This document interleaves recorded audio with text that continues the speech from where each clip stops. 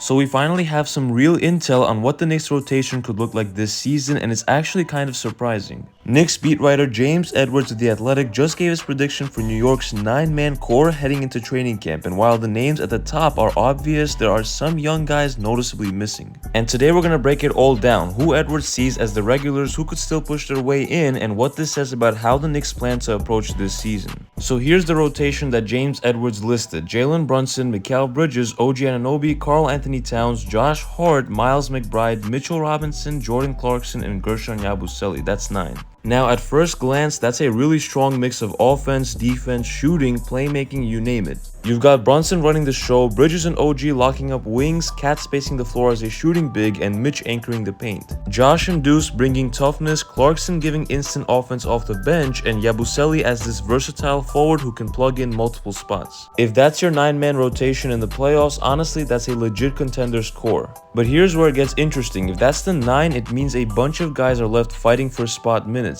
You have guys like Kolek, Ariel Hukporti, Pacome Dadiet, Mohamed Diawara, McCullar Jr. None of them were mentioned in Edwards' main rotation prediction. Now, of course, Edwards is not saying that they won't play at all. What he is suggesting, though, is that on a night-to-night basis, Mike Brown is probably sticking with 9 guys and then filling in the gaps situationally. For example, some nights you might need Kolek's playmaking off the bench if Brunson or McBride get into foul trouble. Other nights you might see Hukporti if Mitch is hurt or Cat is struggling defensively. Maybe Diawara even gets thrown in if you need a defensive wing presence. And a guy like Dadiet, being younger, probably spends more time developing before he cracks regular minutes. So the rotation is not set in stone. It's more like a blueprint for how the Knicks want to manage minutes this year. And honestly, I think this makes perfect sense when you look at it from the bigger picture. The Knicks are clearly in win now mode. And when you're in that position, you do not want to experiment too much with rookies or unproven guys. You want to trust veterans who you know can perform well under playoff pressure.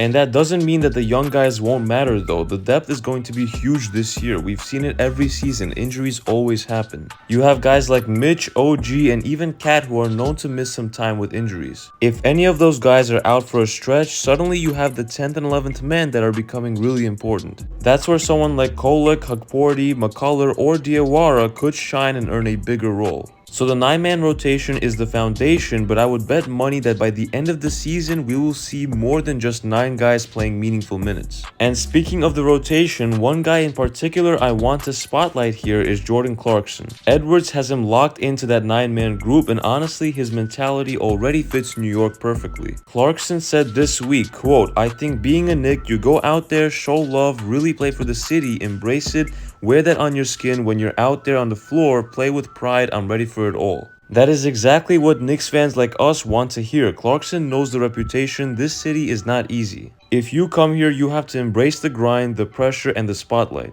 And he is already making it clear that he's ready to bring energy, scoring, and swagger off the bench. And in a 9-man rotation, that's going to be a massive role for him. If I were to make an educated guess, I would say he gets at least 20 minutes per night. I'm just eager to see if he's actually a good enough playmaker to be the backup point guard off the bench. Because as of right now, as it stands, it seems like the backup point guard duties are going to be shared by Clarkson and McBride. And I think most Knicks fans will agree when I say this, that Deuce McBride is more of an off-ball guard than an on-ball guard. So at the end of the day, Edwards' prediction is just that, a prediction, but it does give us a solid look at how the Knicks are probably thinking. Stick to a reliable 9-man rotation, rely on your stars and key vets, and then use the depth situationally when needed. Personally, I think guys like Kolek or Diawara could force their way into regular minutes if they show out in practice. But either way, the fact that we're talking about who gets left out of the rotation shows just how deep this team really is, and for the Knicks, that's a great problem to have. And as always, if you enjoyed this video, make sure to hit that like button and sub to the channel for more Knicks news and updates you will not want to miss. Help us get to 10,000 subs by the end of the year. It's been KNYT here, and I'll see you guys in the next one.